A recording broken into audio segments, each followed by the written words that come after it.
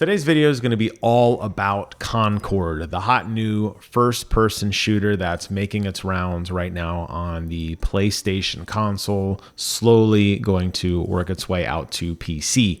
I'm going to be talking a lot about the design of this game, the development of this game, the pros, the cons, everything. So if you're interested in one specific section, I have included timestamps in the description box below, so you could jump to a specific section that may intrigue you more than others.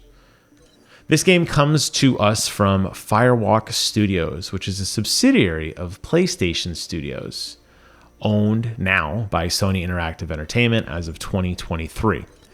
It was formed by former Bungie and Activision members who wanted to branch out and try something new, but they bring that pedigree of Destiny and they bring that pedigree of Halo with them. So this game plays a lot like those two games.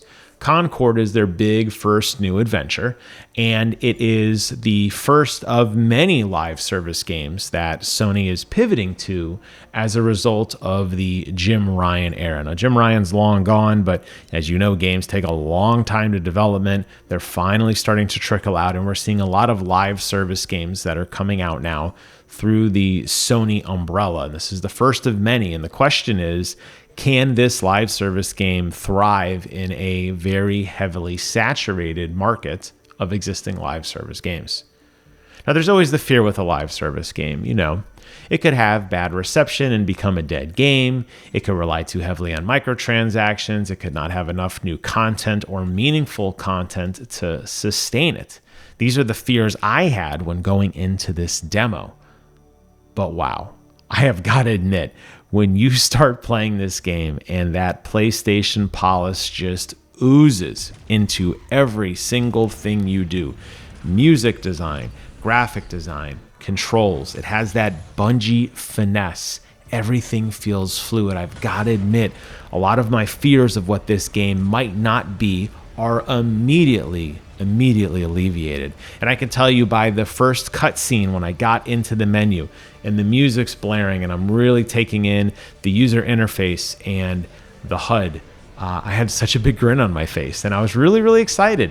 That did wear off a little bit as some of the game went on, but it makes such a strong, vibrant first impression, and I think that matters so much. This game feels like it has a soul and a pulse, and I love that. It is a hero shooter, which means you're going to have distinct characters that are already made, that have distinct character roles. You're going to be playing as one of these free runners, which are essentially space pirates. Each have their own motivations, each have their own goals, why they're all working together, but the name of the game is to get rich as quickly as possible. The story, unfortunately, does suffer from that, and it does feel hollow at times because we don't necessarily know what these motivations of these characters are. A lot of them are very one-noted because they're sharing the screen with many other characters as we're trying to learn who these characters are and what they're doing and why they matter to the story. Now, Sony has promised that they're going to be releasing weekly drops talking a little bit more about some of the backstory of each of those characters. And it reminds me of what Overwatch did, although at a much slower pace. When you watch those vignettes, 5 or 6 minute videos on the Overwatch character backstory. So you got to find out why Reinhardt was the way he was, or why Bastion always had a little bird on his shoulder. But until those moments happen, I can't help but reminisce and think about Jerry Springer saying, "Who are these people?" The reality is I don't know who these characters are. And while I can inject my own sense of what their values and cores are based on how they talk and based on how they play and based on the skills they have, it's largely going to fall on the Concord development team to make those characters matter a lot more. These characters are, though, they are so incredibly distinct. You have the kind of slow, plodding giant character who is physically taller than other characters, and I love the fact that this game does pay attention to the height of characters. So if you're playing as a tall character, you're going to look up, over, and down at some of the smaller characters. But obviously you're a bigger target, but you have better weapons or stronger weapons or more health or more abilities, whatever, right? So there is some of that trade-off space. We'll talk about that in a moment. But you have those types of characters. And then the inverse, you have the quick, nimble characters that are able to teleport and flash and triple jump and dive dash all around the map very, very rapidly. It's like swatting flies sometimes, how fast some of these characters are. And then you have characters that are in between. But they all have such distinct aesthetics and such distinct move sets that they do feel very different. And if you're in the mood to kind of poke an enemy as opposed to be the one to deliver that finishing blow from afar, or if you want to be the character that runs into battle and kind of gets the whole thing going, there will be a character for you. There are tons of different classes in this game, and you're going to find, like I said, support characters and artillery characters and melee characters. You're going to find the style you like, and you're going to work as a team to dominate. This is a team-based shooter. And while some characters do fare better on their own, you will most likely always lose in a 2-to-1 situation. So communication is pivotal. And I have had games that I felt like we were part of a well-oiled machine, and I have had games where we were completely scattered to the wind and getting picked off, and I can tell you that those games are no fun. So it'll be interesting to see if, as this game develops, more players begin to just inherently understand they need to stick together and they cut out the lone wolf stuff. Well, it'll remain to be seen, right? The maps themselves, when you play the game, right? I talked about the characters, talked about all the different character styles, but the maps are simple but distinctive. And they have really distinct choke points that favor various characters. And you'll naturally gravitate to certain areas of the map depending on the character you're playing. There are some really good long sniper lines. There's some really good natural choke points. There's a lot of cover up close. So you're going to be able to move around the battlefield very, very well with your selected character. And I think since a lot of the combat is going to force you to get into these massive lumping team fights, you're going to find very quickly how to read and understand where you need to be in certain parts of the map in order to be an effective player. And that just goes with understanding how the game works anyways, but I think the map design works really, really well. The sound design is really of pivotal importance here, because depending on what structure or texture your character is running on, or depending on some of the ambience noises you hear from gunfire or characters calling out things that they're doing, it's going to give you a much better understanding of where to be. This game has some of the most open sound design I've heard, almost too much so that I almost feel like I can hear characters through walls. I hear a lot of stuff around me in a way that I might not, it might seem confusing to some. I'll say that.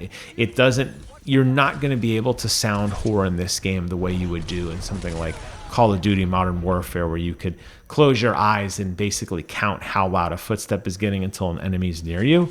Instead, it's almost the inverse, where you're going to hear so much of the battlefield, and you're going to have to rely on some of the visual indicators as well. But sound design will play a pivotal role, and I have a feeling they'll probably dope back the sound design slightly. When I was playing on the game with my Schiit Hel2, I have, of course, a really, really nice sound setup, and it was a little overwhelming at times to hear so many simultaneous gunfights going off when I wanted to just be focused on the one that was closest to my character. That does lead me to some concerns that I have, though. As I said, this is a live service game. So if this game does not have a thriving player count, it's going to die. Developers are going to pull out and move on to something else. While there are tons of personalities for each and every character, with weapon skins and character skins and gun charms and emotes, is this game going to get too grindy? Is it going to burn me out the way that Call of Duty Modern Warfare 3 did, where I have to do 7 or 8 different missions to unlock a very basic upgrade for my character, at least from the visual perspective? As far as I can tell, you're not going to get a significant amount of advantage by changing certain emotes. Although I will say certain character skins did seem to unlock a slightly different variant of a hero power than the core unit, so there is probably a little bit of play space there, but I just don't want this game to become a slog where I'm just grinding for hours and hours and hours because there's 7,000 things to unlock and it takes a week to unlock each one. The original aesthetic of the game, It's just beautiful, right? I mean, like I said, you're looking at the gameplay here. It is drop dead gorgeous. Are we going to get lost in the flash? Or is it going to get over the top skins? I go back to picking on Modern Warfare 3 or a game like Fortnite where it is too much. The core aesthetic of this game and the character designs as they exist now are great. Obviously, as you get more outlandish, as you start to put together bundles for characters to buy new skins and for characters to look differently, how is that going to clash with the already existing aesthetic of the game? And then lastly, are there enough game types and modes to keep everybody coming back for more? Or is this kind of a one-trick pony and we saw most of it already in the beta?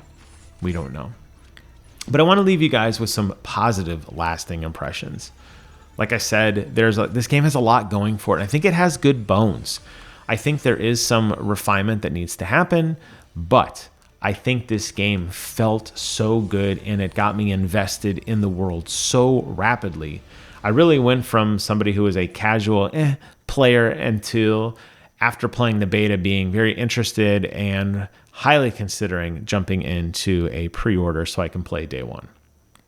The graphics are gorgeous. You're going to get a solid 60 frames per second with amazing draw distance. There was absolutely no pop-in. There was no frame rate degradation. The frame pacing, everything looked phenomenal.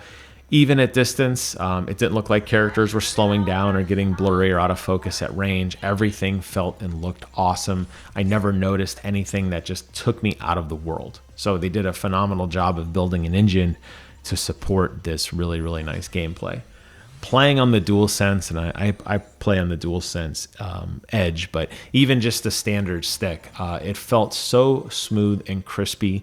It felt like Halo 1 did when it first came to console, and I know that that's where that Bungie pedigree was probably utilized the most to make the game feel good. And it feels solid, and shots feel good, and connecting at range, and tracking enemies, and circle strafing, and seamlessly jumping between the first person and third person elements of combat all felt phenomenal.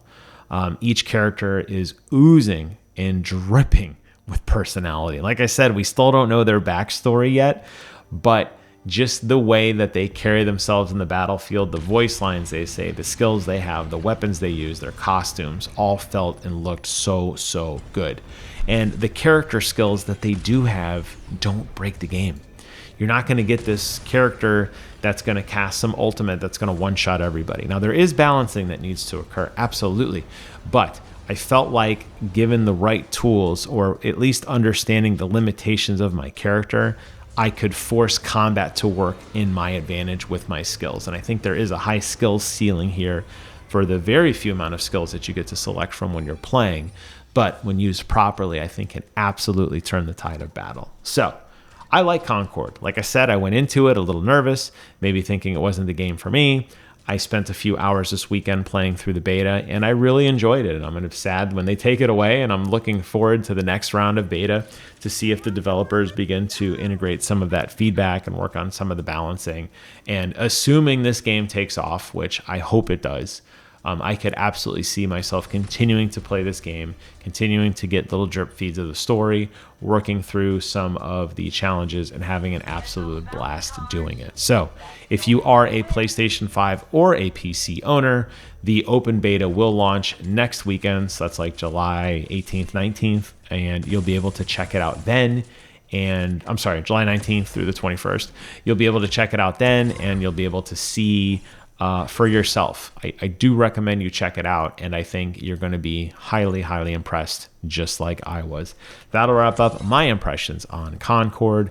Thank you guys so much for watching. Take care of yourselves, and until next time, I will see you guys on the other side.